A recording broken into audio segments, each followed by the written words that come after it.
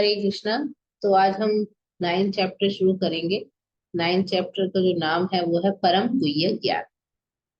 श्री भगवानुवाच इदं तु ते गुह्यतमं प्रवक्ष्यामि अनुसूयवे ज्ञान विज्ञान सहितं यज्ञात्वा मोक्ष्यसे अशुभात्। यहाँ पे कुछ चीजें इंपॉर्टेंट है, जैसे गुह्य तमम। गुह्य तमम का मतलब होता है कि सबसे ज्यादा रहस्य की बात। जैसे होता है गुड बेटर बेस्ट, जो बेस्ट हो गया। उसी प्रकार से गुह्य माने रहस्य की बात, गुह्यतर माने ज्यादा रहस्य की बात, और गुह्यतम माने सबसे ज्यादा रहस्य। भगवान कह रहे हैं कि मैं अब ये जो चैप्टर है ये सबसे ज्यादा इंपॉर्टेंट चैप्टर है, 9th चैप्टर। तो इसमें भगवान कह रहे हैं मैं तुम्हें सबसे गुह्यतम बात बताऊं। क्यों बतलाऊंगा? क्योंकि तुम अनसूयवे हो, तुम मुझसे जो है ईर्ष्या नहीं करते। और उसको जानने के बाद क्या होगा? अशुभात से, अशुभात माने सभी क्लेशों कष्टों से तुम छूट जाओगे, मोक्ष से मुक्त हो जाओगे। तो भगवान क्या कहते हैं? श्री भगवान ने कहा, हे अर्जुन, क्योंकि तुम मुझसे कभी ईर्ष्या नहीं करते, इसलिए मैं तुम्हें परम गुह्य ज्ञान तो अनुभूति बतलाऊंगा, जिसे जान के तुम संसार के सारे क्लेशों से मुक्त। तो यहाँ पर प्रभुपाद अपने तात्पर्य में कह रहे हैं कि जो जो भक्त भगवान के विषयों में अधिक अधिक सुनता है, क्यों तो वह आत्मा प्रकाशित होता है। जितना ज्यादा हम भगवान के बारे में सुनेंगे, हमारा हृदय उतना ही क्लियर होगा, और हम अपने आत्मा के बारे में कि हम कौन है, हम जान पाए। तो यही विधि जो है सुनने, श्रीमद् भागवतम में भी इसका अनुमोदन है। तो श्रीमद् भागवतम में भी बताया गया है कि भगवान के संदेश शक्तियों से पूरित होते हैं, जिनकी अनुभूति तब होती है जब भक्त जन भगवान संबंधी कथाओं की परस्पर चर्चा करें। क्या होती है इसको अनुभूति? देखिए, भगवान ने कहा ज्ञान विज्ञान सहितम। ज्ञान मीन्स एक नॉलेज, लेकिन विज्ञान मैंने रियलाइज नॉट। तो ये जो हमें कैसे इसका रियलाइजेशन होगा भगवान के, जब हम भक्तों के बीच बैठ के डिस्कशन करते हैं, भक्तों के बीच बैठ के कथा होती है, तो उन अनुभूतियों का रियलाइजेशन भी होता है। उसको कहते हैं ज्ञान। उसके बाद विज्ञान। विज्ञान माने जैसे कोई प्रैक्टिकल करके देखे, अच्छा हाँ ऐसे हुआ, तो उसको विज्ञान कहते हैं। तो यहाँ पे बताया है कि कोई मनोधर्मी है, या मान लीजिए किसी ने विद्यालय में या यूनिवर्सिटी में बड़ा टॉपर भी है, सिर्फ उनके सानिध्य से आपको इनके रियलाइजेशन नहीं होते हैं, जो स्पिरिचुअल सब्जेक्ट मैटर्स होते हैं। इनके रियलाइजेशन तब होते हैं जब हम भक्तों के मध्य में ये कथा सुनते हैं, तब हमको इनके रियलाइजेशन, सिर्फ ज्ञान नहीं मिलता हमको, रियलाइज नॉलेज। लिखा है कि भक्तगण परमेश्वर की सेवा में निरंतर लगे रहते हैं। भगवान उस जीव विशेष की मानसिकता एवं निष्ठा से अवगत रहते हैं जो कृष्ण भावना भावित है। उसे ही वे भक्तों के सानिध्य में, भगवान को पता है कि इस व्यक्ति में निष्ठा है, ये चाहता है भक्तों का संग, तो उन्हें ही वे भक्तों के सानिध्य में कृष्ण विद्या को समझने की बुद्धि देते। अगर हमारे अंदर इच्छा ही नहीं है, नहीं देंगे भगवान। तो भगवान देखेंगे कि इसकी क्या इच्छा है, उसकी कितनी निष्ठा है, उतनी भगवान उसको मौका देते। और ये कृष्ण चर्चा इतनी शक्तिशाली है, प्रभुपाद लिख रहे हैं कि अगर किसी को ऐसे भक्तों के संग कृष्ण चर्चा का मौका मिलता है, संगति मिलती है, और उस ज्ञान को अपने हृदय में उतार लेता है, आत्मसात कर लेता है, तो वो 100% जो है प्रोग्रेस करता है आत्म साक्षात्कार की दिशा। तो कृष्ण अर्जुन को अपनी इस अलौकिक सेवा में उच्च से उच्चतर स्तर तक, मीन्स गुह्यतर ज्ञानम पहले दिया था, गुह्यतम भगवान बता रहे, परम गुह्य बातें उसको बताएंगे अर्जुन को। तो यहाँ पे बताया है, अपूर्वा समझा रहे हैं, देखिए कि भगवत गीता का जो फर्स्ट चैप्टर है वो ऐसे है जैसे कि एक इंट्रोडक्शन, बाकी पूरे गीता का एक इंट्रोडक्शन सॉर्ट। लेकिन जो सेकंड और थर्ड चैप्टर है, उसमें जिस आध्यात्मिक ज्ञान का वर्णन हुआ है उसको कहते हैं गुह्य ज्ञान। गुह्य ज्ञान माने रहस्य की बात। और सातवें और आठवें चैप्टर में जिन विषयों पे विवेचना, उससे विवेचना हुई है उसको कहते हैं गुह्यतर, उसमें भक्ति से संबंधित है, उसमें थोड़ा भगवान की भक्ति के बारे में बताया गया है, इसलिए गुह्यतर ज्ञान। लेकिन ना 9वें चैप्टर में अनन्य शुद्ध भक्ति का वर्णन है, इसलिए इसको गुह्यतम ज्ञान है।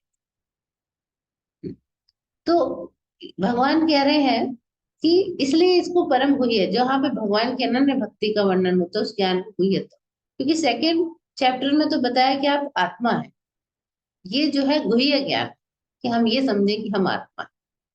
लेकिन उसको अब आत्मा है तो आत्मा का काम क्या है? ठीक है, आप भगवान के भक्त हो, थोड़ी भक्ति बताइए। जब आप पूर्ण रूप से भगवान की अनन्य भक्ति करते हैं, गुह्यतम ज्ञान, परम गुह्य ज्ञान जिसको कहते हैं।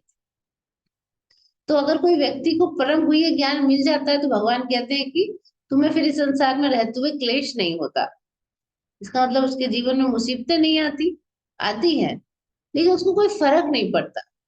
और वैसे ही भगवान जहाँ तलवार लग रही हो सुई जैसा कर देते हैं, और फिर जो भी होता भी है कुछ साथ में तो विचलित नहीं होता, विचलित नहीं होने से वो उस चीज को पार कर जाता। ऐसा व्यक्ति जो है उसको मुक्त ही मानना चाहिए, भले वो इसी संसार में रहे। ठीक है। अब प्रथम श्लोक का प्रभुपाद कह रहे हैं बहुत विशिष्ट महत्व है। भगवान इदम ज्ञानम शब्द बता रहे हैं, भगवान इदम ज्ञानम। इदम ज्ञानम का मतलब है कि ये जो ज्ञान, यहाँ पे नवदा भक्ति के बारे में बताया गया। श्रवणम कीर्तनम स्मरणम पाद सेवनम अर्चनम वंदनम दास्यम सख्यम आत्मनिवेदनम, ये नवदा भक्ति है। 9 प्रकार की भक्ति है। तो जिसमें पहली है सुनना, श्रवण। ठीक है। तो जब व्यक्ति का ये जब हम भक्ति करते हैं तो हमारा जो हृदय है भौतिक कलमश से शुद्ध हो जाता है। यानी आप भगवान का नाम का सुन रहे हो, फिर कीर्तन कर रहे हो, उनको स्मरण कर रहे हो, उनकी अर्चना कर रहे हो, वंदना कर रहे हो, ये सब करने से धीरे धीरे हमें समझ में आता है। तो बात कह रहे सिर्फ केवल ये जान लेना कि मैं शरीर नहीं मैं आत्मा हूं, ये पर्याप्त नहीं है। हम शरीर नहीं आत्मा है, ये तो हमारे आध्यात्मिक जीवन की अभी शुरुआत है। ठीक है। तो अब अगर हम शरीर नहीं है आत्मा है, तो फिर आत्मा का क्या क्या काम होते हैं ये भी तो समझना चाहिए। भौतिक में क्या अंतर होता है और आध्यात्मिक कार्य में क्या अंतर होता है, ये भी समझना चाहिए। ठीक है। ओके, अब नेक्स्ट श्लोक है, बहुत इंपॉर्टेंट है, प्रभुपाद ने उसको बहुत लंबा तात्पर्य दिया है। अच्छा, अभी इसमें और है। तो प्रभुपाद समझा रहे हैं कि 7वें अध्याय में भगवान की ऐश्वर्यमयी शक्ति, भगवान की क्या ऐश्वर्यमयी शक्ति और उनकी परा और अपरा शक्ति, इससे भौतिक जगत का वर्णन किया जाता है। देखिए 7वें चैप्टर में बताया था कि ये पराशक्ति होती है ना, अष्ट अपरा शक्ति की बताई थी कि जो है जल अग्नि वायु, इस तरह से 8 जो है आपकी अपरा शक्ति है, भिन्ना प्रकृति अष्टधा। तो अब 9th चैप्टर में भगवान की महिमा का वर्णन किया जाए। अनसुईवे शब्द प्रभुपाद समझा रहे हैं कि जब कोई भगवान से ईर्ष्या करता है तो वो भगवान को समझ नहीं सकता। ईर्ष्या करने का मतलब बड़े बड़े जिन लोगों ने गीता पे कमेंट्रीज लिख दी वो भी भगवान को भगवान नहीं मानते। इसका मतलब कृष्ण से ईर्ष्या करते हैं, अशुद्ध व्याख्या करते हैं। तो ऐसे उनकी व्याख्या प्रमाणिक नहीं है। सिर्फ जो कृष्ण भक्त है उसके द्वारा लिखी ही भगवत गीता की जो है व्याख्या को हमको पढ़ना चाहिए। क्योंकि अगर हम सावधान नहीं रहेंगे और हम ऐसी टीका पढ़ लेंगे तो हम असली मतलब से हम दूर चले जाएंगे भीतर, और हमें वो लाभ प्राप्त नहीं होगा जो हमें प्राप्त होना चाहिए। अब सेकंड श्लोक है, राजविद्या राजगुह्यम पवित्रम इदमुत्तमम प्रत्यक्षावगमम धर्म्यम सुखम कर्तुम अव्ययम। यहाँ बोल रहे हैं भगवान कि ये राज विद्या है, राजगुह्यम सबसे ज्यादा गोपनीय है, पवित्रम इदम उत्तमम। मैं इसका मीनिंग पढ़ देती हूँ, फिर हम एक एक शब्द की व्याख्या देखेंगे प्रभुपाद ने जो की है। यह ज्ञान सभी विद्याओं का राजा है जो समस्त रहस्यों में सर्वाधिक गोपनीय है। इस चैप्टर में जो ज्ञान दे रहे हैं भगवान कह रहे हैं सब विद्याओं का राजा है, समस्त रहस्यों में सर्वाधिक गोपनीय है, यह परम शुद्ध है, और चूंकि आत्मा की प्रत्यक्ष अनुभूति कराने वाला है अतः धर्म का सिद्धांत है और अविनाशी है। कभी नष्ट नहीं होता, वो अत्यंत सुख पूर्वक संपन्न किया जा सकता। ठीक। अब यहाँ पे बोला है राज विद्या, यानी सारी विद्याओं का राजा। तो ये जो चैप्टर है नंबर 9 एक्चुअली सारी विद्याओं का राजा है। सारे सिद्धांत वो बस समझा रहे हैं कि इंडिया में कोई कमी नहीं थी, गौतम कणाद कपिल ये सबके बहुत सारे जो है सिद्धांत मौजूद थे, लेकिन जो सबसे बड़ा जो सिद्धांत है वो यही है। हम्म। तो यहाँ पे बताया है कि ये सारे सिद्धांतों का क्या है, पराकाष्ठा है, और वो है भक्ति योग। भक्ति योग सारे ज्ञान का जो है सिरमौर है। तो यहाँ पे बताया है कि सामान्यतः लोगों को गुह्य ज्ञान की शिक्षा नहीं मिलती, उनको बाह्य ज्ञान तो मिलता है, राजनीति का, मैथ का, साइंस का, बहुत सारी चीजें, इंजीनियरिंग वगैरह करते हैं, मेडिसिन करते हैं, बिजी रहता है। लेकिन कोई ऐसा डिपार्टमेंट नहीं है जहां पर आत्मा के बारे में शिक्षा दी जाए। ठीक है। लेकिन आत्मा तो शरीर का सबसे इंपॉर्टेंट चीज है, आत्मा निकल जाने से ही शरीर तो कोई काम का नहीं है, महत्वहीन हो जाता है।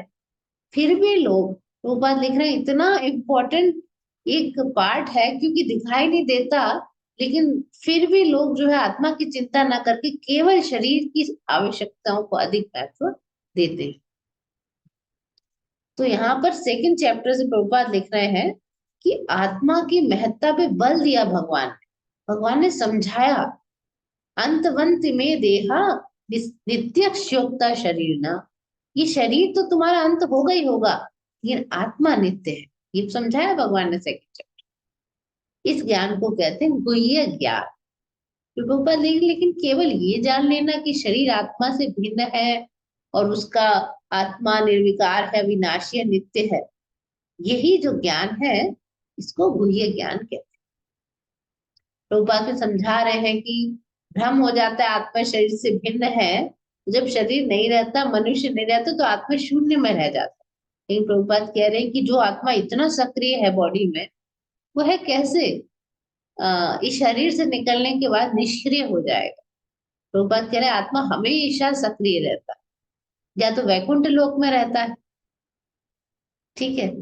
तो यहाँ पर आत्मा के कार्यों को जानना है कि अब आत्मा है हम, ठीक है, अब आत्मा करता क्या है, आत्मा को कैसे कार्य करना चाहिए, आध्यात्मिक कार्य क्या होते हैं, उसी को कहा गया है परम गुह्य ज्ञान। यहाँ लिखा है यह ज्ञान समस्त कार्यों का शुद्धतम रूप है, शुद्ध है, सबसे ज्यादा शुद्ध। तो यहाँ पे बताया कि पद्म पुराण में जब पाप कर्मों का विश्लेषण किया गया है, दिखाया कि पापों के फल है। वो बताते हैं कि जो सकाम कर्म में लगे हुए हैं लोग, वो पाप फलों में फंसते हैं। जैसे कि जब आप कोई बीज बोते हैं तो तुरंत से फल नहीं आता, एक ही दिन में पेड़ बन के फल नहीं आता, टाइम लगता है, थोड़ा थोड़ा छोटा पेड़ निकलता है, अंकुरित होता है, फिर थोड़ा बड़ा होता है, ऐसे से और बड़ा हो जाता है, उसमें फूल लगते हैं, फिर फल लगते हैं, तब जाके इतने टाइम के बाद उस फल का उपयोग कर सकते हैं। उसी प्रकार से जब वह कोई व्यक्ति पाप कर्म करता है तो इमीडिएटली फल नहीं आता, उसी जन्म में भी आएगा वो भी कोई गारंटी नहीं। ठीक है। तो बीज रूप में होता है पाप क्योंकि हमारा, और उसका फल मिलने में समय लगता है उस पाप को पकने में, क्योंकि बहुत सारे चीजें कंसिडरेशन में आती हैं। तो उसमें बहुत सारी अवस्थाएं होती हैं। तो हो सकता है कोई व्यक्ति ने अभी पाप करना बंद कर दिया है, लेकिन पिछले पापों का फल उसको अभी मिल रहा है, कुछ बीज रूप में है, कुछ फलीभूत हो चुके हैं, इस प्रकार से। तो भगवान बता रहे हैं 7th चैप्टर के 28वें श्लोक में बताया है कि जो व्यक्ति समस्त पाप कर्मों के फलों का अंत करके भौतिक जगत के द्वंद्व से मुक्त हो जाता है, तो वह भगवान कृष्ण की भक्ति में लग जाता है। इसका मतलब ये है कि जो भक्ति में लगे हैं वे समस्त कर्म फलों के बंधन से मुक्त रहते हैं। उसका मतलब क्या है, प्रभुपाद पद्म पुराण का एक श्लोक बोलते हैं, अप्रारब्ध पाप फलम पापम कूटम बीजम फलोन्मुखम क्रमेणैव प्रलीयेत विष्णुर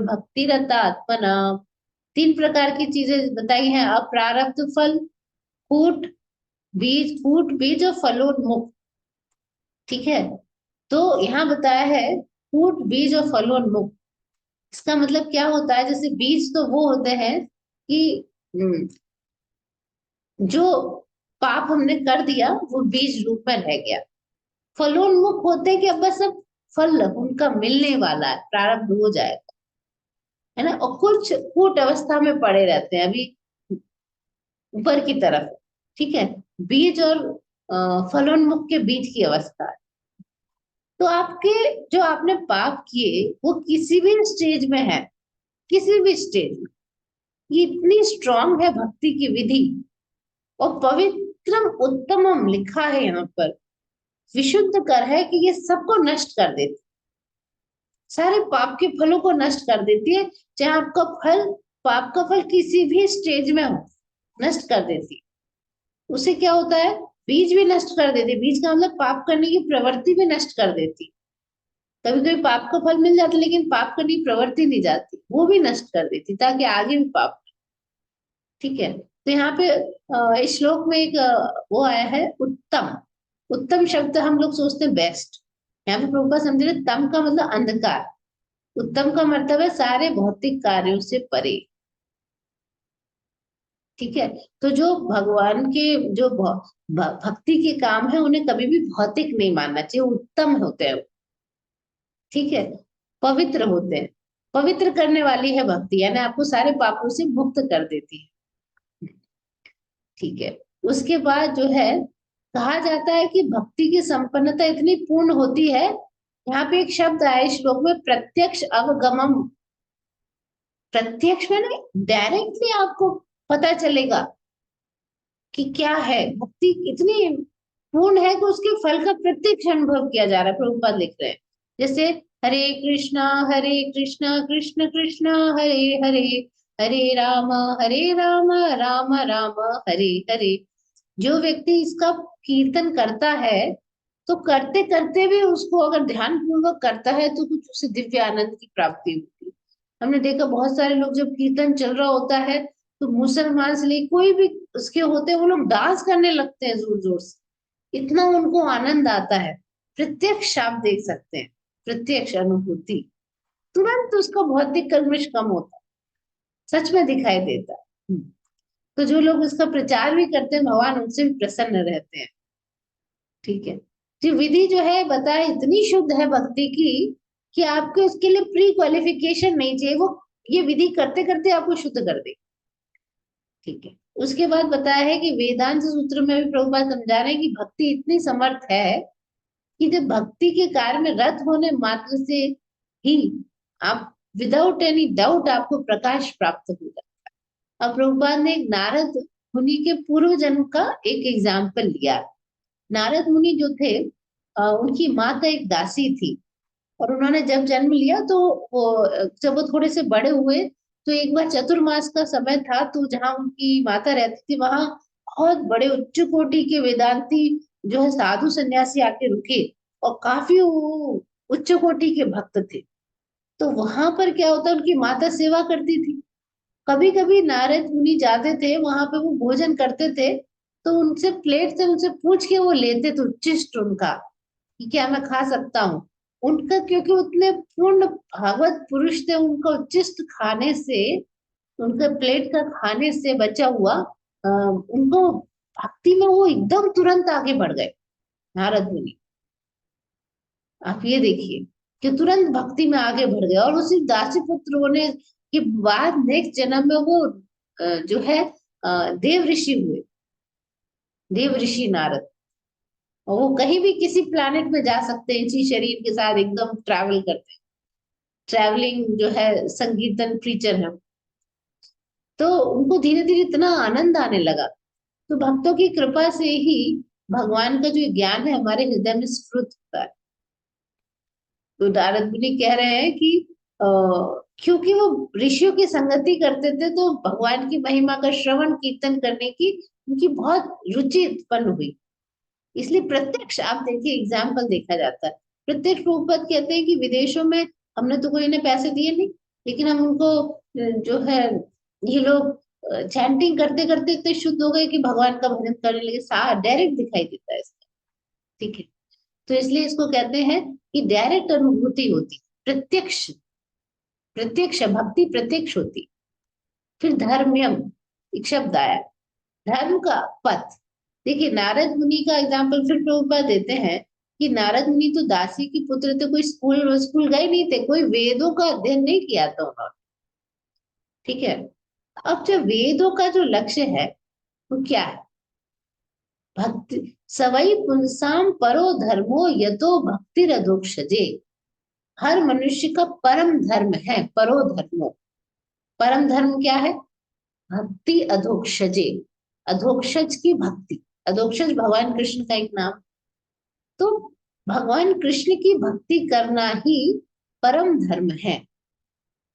ठीक है, तो यहाँ पे जो आप इतना जो है, जनरली धार्मिक पुरुष यही नहीं जानते कि धर्म का परम लक्ष्य क्या है, भक्ति की प्राप्ति, भक्ति अधोक्षज। तो इसके बाद जो है, अगर आप वेदों का पूरा अध्ययन करें, यहाँ पर ऊपर लिख रहे हैं कि सामान्य आत्म साक्षात्कार के लिए आपको वैदिक ज्ञान चाहिए। लेकिन नारद मुनि तो किसी स्कूल कॉलेज गए नहीं और उन्हें कोई वैदिक शिक्षा मिली नहीं, उसके बावजूद भी वेदों को पढ़ने का जो सबसे हाईएस्ट फल मिलता है, वो फल भक्ति उनको मिल गया बिना कुछ करे। इतनी इतनी स्ट्रांग विधि है कि वेदों का अध्ययन किए बिना ही आप उस नतीजे पे आ चुके। ठीक है, तो उसके बाद जो है अगला एक वर्ड आया है इस श्लोक में, सुसुखम। जो ये सेकंड श्लोक है उसमें है सुसुखम। बहुत आराम से आप भक्ति कर सकते हो। पुराने जमाने में पता नहीं कितने कितने सालों तक तपस्या करनी पड़ती थी, ठंडी जगह में जाकर कुछ बिना खाए पिए, तब जाके जो गति प्राप्त होती थी वो या आराम से चैटिंग करके प्रसाद खा के प्राप्त। आप अच्छा अच्छा खाना बनाइए, टेस्टी, ठाकुर जी को भोग लगाइए, खाइए, आपकी भक्ति हो जाती है। आप कितने भी गरीब हो तो भी भक्ति कर सकते हो। पत्ता पुष्प फल फूल जल कुछ भी ऑफर कीजिए, भगवान स्वीकार करते हैं। तो इसलिए यहाँ पे बताया है सुसुखम, बहुत सुख से आराम से भक्ति हो जाती है। फिर यहाँ पे ये भी बताया गया है कि भक्ति कैसी होती है, शाश्वत है। ऐसा नहीं है कि जब मुक्ति मिल जाएगी तो भक्ति खत्म हो जाएगी। वो लोग मायावती लोग कहते हैं भक्ति कर लो थोड़ी बहुत, एक बार मुक्ति मिल गई तो हम मिल जाएंगे, हम तो खुद ही भगवान मिल जाएंगे। नहीं, वास्तविक भक्ति तो मुक्ति के बाद भी बनी रहती है। जब वो भगवान के धाम जाता है तो वहां भर भी वो भगवान की सेवा करता है, मिलके एक नहीं। क्योंकि प्रभुपाद समझा रहे हैं कि गीता में लिखा है वास्तविक भक्ति तो एक्चुअली मुक्ति के बाद ही शुरू होती। अभी तो हम सिर्फ एक प्रयासरत साधक हैं, भक्त बनने का प्रयास कर रहे हैं। एक्चुअल भक्ति तो मुक्ति के बाद होती है। तो एक श्लोक है, ब्रह्मभूत प्रसन्न आत्मा न शोचति न कांक्षति समा सर्वेषु भूतेषु मद भक्तिम लभते पराम। तो जो ब्रह्म पद पे ब्रह्मभूत प्रसन्न आत्मा, वो क्या करता है, प्रसन्न आत्मा रहता है, कोई इच्छा नहीं करता, कोई शोक नहीं करता, और वो मद भक्ति लभते पराम, मेरी परम भक्ति प्राप्त करता है भगवान। ठीक है, तो किसी और तरीके से आप भगवान को एज इट इज समझ नहीं सकते। भक्ति योग के बिना और किसी विधि से आप भगवान को समझ नहीं सकते। हर विधि में भक्ति तो आपको डालनी ही पड़ेगी। तो उसके बाद बताया है, प्रभुपाद समझा रहे हैं कि एवं प्रसन्न मनसो भगवत भक्ति योगता। जब मनुष्य का हृदय समस्त व्यर्थ की बातों से रहित हो जाता है, तब वह समझ सकता है कि ईश्वर क्या है। सारा कचरा मैल हमारी 50 तरीके की थिंकिंग निकल जाए, हम कभी ये सोचते हैं कभी वो सब निकल जाए, तब जाकर हम समझ सकते हैं कि ईश्वर क्या है। इसीलिए भक्ति योग जो है समस्त विद्याओं का राजा है, समस्त गुह्य ज्ञान, मोस्ट कॉन्फिडेंशियल नॉलेज का भी राजा है। ठीक है, और बहुत धर्म का शुद्ध रूप है और बहुत सुख से किया जा सकता है, सबको ग्रहण करना चाहिए। थर्ड श्लोक, अश्रद्धाना पुरुषा धर्मस्यास्य परन्तप अप्राप्य माम निवर्तन्ते मृत्यु संसार वर्त्मनि। अब भगवान एक वार्निंग देते हैं। भगवान कहते हैं जो लोग भक्ति में श्रद्धा नहीं रखते वे मुझे प्राप्त नहीं कर पाते। अश्रद्धा अश्रद्धालु मेरे मुझे प्राप्त नहीं कर, फिर क्या होता है उनका? भगवान कहते हैं वे इस भौतिक जगत में मृत्यु संसार के मार्ग पर वापस आते, मृत्यु संसार वर्तमनी, वापस आते रहते इस मृत्यु संसार। अब प्रभुपाद ये समझा रहे हैं आपकी श्रद्धा कम है ना, तो आप भक्ति योग करना आपके लिए कठिन है, यही इसका तात्पर्य। कम श्रद्धा वाले आगे भक्ति योग कर नहीं पाते। तो फिर श्रद्धा नहीं है तो क्या करें, कहाँ से उत्पन्न करें? श्रद्धा उत्पन्न करने के लिए भक्तों का संग कीजिए। नारद मुनि की क्या श्रद्धा थी? कुछ नहीं, लेकिन भक्तों का संग किया, उनको चिष्ट पाया तो उनको श्रद्धा उत्पन्न। तो शुद्ध भक्तों का संग करना चाहिए। संग करने का अर्थ ये नहीं कि साथ में मिलके मार्केट चले गए, घूम आए, गप्पे मार ली भक्तों के साथ। संग करने का अर्थ होता है साथ में बैठ के भगवत चर्चा की, वो होता है भक्त। तो जब हम बड़े बड़े भक्तों से सुनते हैं तो जो लोग ईश्वर में श्रद्धा नहीं रखते वो भी रखने लगते, ठीक है। ये कुछ लोग तो ऐसे हैं कि वैदिक प्रमाणों से सुनकर भी बिल्कुल अभागे कहा है कि वे ईश्वर में श्रद्धा नहीं रखते, भगवत भक्ति में दृढ़ नहीं रहते, तो वो उन लोग आगे प्रगति नहीं कर पाते। इसलिए श्रद्धा मूल कारण। यहाँ पे एक एग्जाम्पल दिया प्रभुपाद ने श्रीमद् भागवतम का, कि जैसे वृक्ष की जड़ में पेड़ में पानी डालते हैं तो उसकी डाली पत्ती टहनियों को पानी डालने की आवश्यकता नहीं, अपने आप पहुंच जाता है नीचे, रूट से पहुंचता है पानी। या पेट को खाना दे देते हैं आमाशय को, सारी इंद्रियां तृप्त हो जाती है। इसी प्रकार से अच्युतेज या अच्युत की पूजा करने से सारे देवी देवता प्रसन्न हो जाते हैं। तो अतः गीता पढ़ने वाले मनुष्य को चाहिए गीता के इस निष्कर्ष को प्राप्त क्या हो कि अन्य सारे कार्य छोड़ के भगवान कृष्ण की सेवा करनी चाहिए। इससे सभी प्राणी प्रसन्न हो जाते हैं। भगवान कह रहे अगर तुम्हारे अंदर ये श्रद्धा नहीं आई तो तुम मेरे को प्राप्त नहीं करोगे, बार बार बार बार जन्म मृत्यु के चक्कर में लगे रहोगे। तो प्रभुपाद फिर समझा रहे हैं कि तीन प्रकार की कोटि होती है जो भक्ति करते हैं, भक्तों की भी तीन प्रकार की कोटि। तीसरी कोटि वो होते हैं जिनकी श्रद्धा ज्यादा तेज नहीं है, थोड़ी श्रद्धा विहीन टाइप, ठीक है।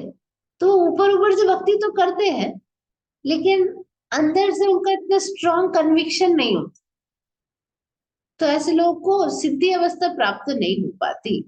इसलिए इस तरीके के लोग जो ऊपर ऊपर से करते हैं, ढंग से समझ नहीं पाते, शास्त्रों का अध्ययन प्रॉपर नहीं करते, ढंग से भक्तों का संग नहीं करते, तो वो नीचे गिर जाते, भक्ति छोड़ देते।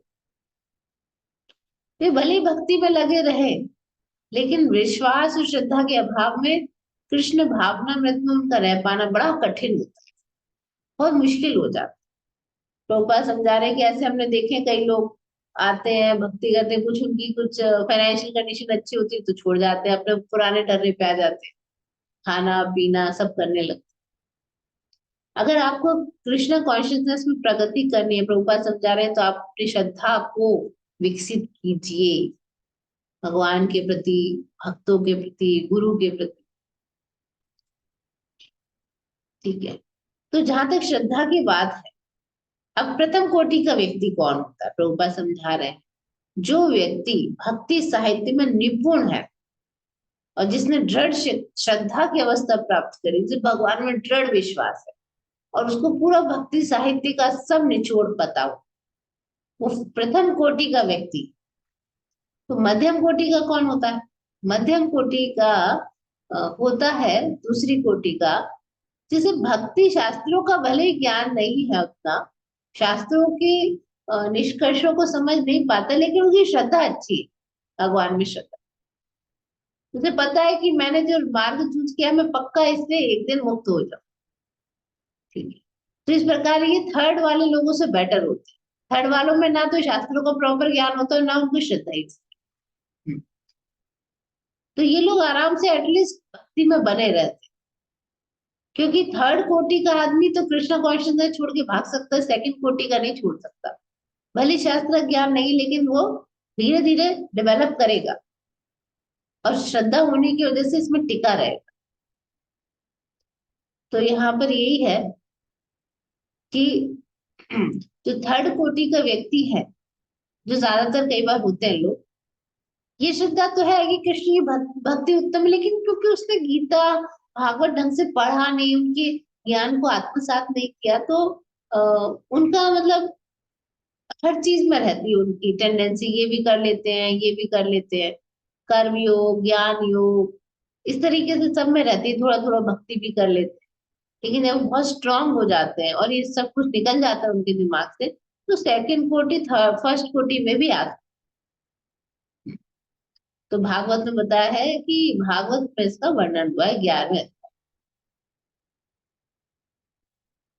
प्रभुपाद समझा रहे हैं कि जो लोग बहुत सुनते हैं कि कृष्ण की भक्ति श्रेष्ठ है, अच्छा हमें सुनना चाहिए, करना चाहिए, लेकिन उन्हें ये बड़ा कठिन लगता है, तो ऐसे लोग भले ही ऊपर से दिखावा करते हैं कि भक्ति करने का, लेकिन उनकी सिद्धि प्राप्त करने की बहुत कम आशा है। तो श्रद्धा प्रभुपाद समझा रहे हैं, इसलिए भगवान ने बोला अश्रद्धा नाम, जिसके अंदर श्रद्धा नहीं है, वो व्यक्ति मेरे धाम नहीं आ सकता। प्रभुपाद ने श्रद्धा के ऊपर पूरा तात्पर्य लिखा कि श्रद्धा कितनी ज्यादा इंपॉर्टेंट। अगला श्लोक, आज का लास्ट। मया ततम इदं सर्वं जगदव्यक्तमूर्तिना मध्यस्थानि सर्वभूतानि न चाहं तेषु अवस्था। भगवान कह रहे संपूर्ण जगत मेरे अव्यक्त रूप द्वारा व्याप्त है, समस्त जीव मुझ में है, लेकिन मैं उनमें नहीं हूँ। फिर प्रभुपाद समझा रहे हैं कि भगवान की अनुभूति हम इन इंद्रियों से नहीं कर सकते। अतः श्री कृष्ण नाम आदि न भवेद ग्राहम इनके देवोन्मुखे ही जिह्वादौ स्वमेव स्फुरति अधा।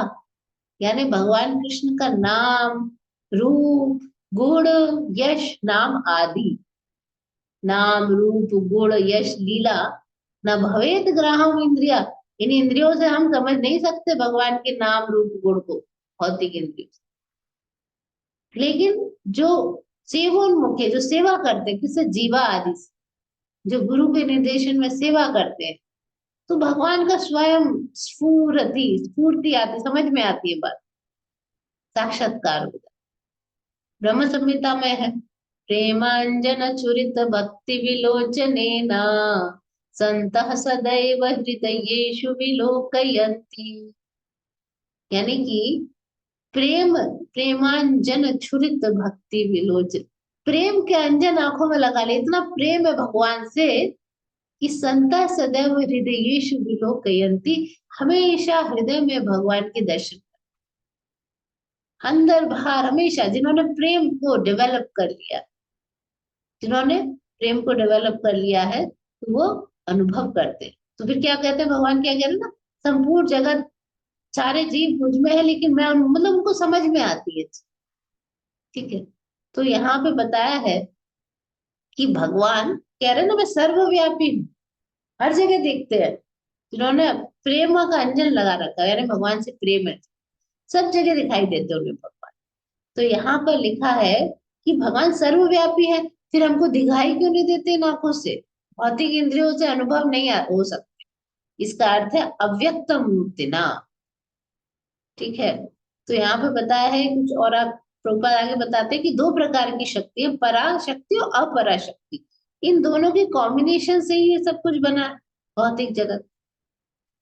तो जैसे जैसे सूरज का प्रकाश सब तरफ फैला है, भगवान की भी शक्तियां ही है सब तरफ, चाहे परा हो अपरा हो, सब भगवान की शक्ति है, सारी वस्तु उन्हीं शक्तियों पर टिकी है। लेकिन इसका मतलब ये नहीं है कि भगवान चारों तरफ है, कण कण में, तो भगवान का अपना कोई स्वरूप नहीं है, भगवान का अपना स्वरूप है। इसलिए भगवान कह रहे हैं सब कुछ मुझ में है, लेकिन मैं उनमें नहीं हूँ, ये बात बोली इस श्लोक में। मैं अलग रहता हूँ, पृथक हूँ, मैं तो अपने धाम में रहता हूँ, बंसी बजाता हूँ, तो ये भगवान का धाम। तो प्रभुपाद समझा रहे राजा के एग्जाम्पल से कि राजा को एक्चुअल में सब पता होता है, और जो भी लोग काम करते हैं वो राजा के ही बल पर करते हैं, लेकिन हम राजा से एक्सपेक्ट नहीं कर सकते ऑल द टाइम वो हर डिपार्टमेंट में रहे, नॉट पॉसिबल। भगवान के लिए पॉसिबल है, लेकिन भगवान अलग तरीके से रहते हैं, उनको सब पता रहता है कहाँ क्या चल रहा है। तो यहाँ सब कुछ जो है, इस लोक में जो है, परलोक में जो है, सब कुछ इस संसार में एक भी चीज ऐसी नहीं है जो भगवान की शक्ति पर आश्रित ना हो। तो सृष्टि की उत्पत्ति भगवान की विभिन्न शक्तियों के विस्तार से होती है। जैसे कि भगवत गीता में कहा है, विष्टभ्या अहम मिदम प्रतस्तम। वे अपने साकार रूप के कारण अपने विभिन्न शक्तियों के विस्तार से सर्वत्र विद्यमान। आज का भी समाप्त करते हैं। हरे कृष्ण।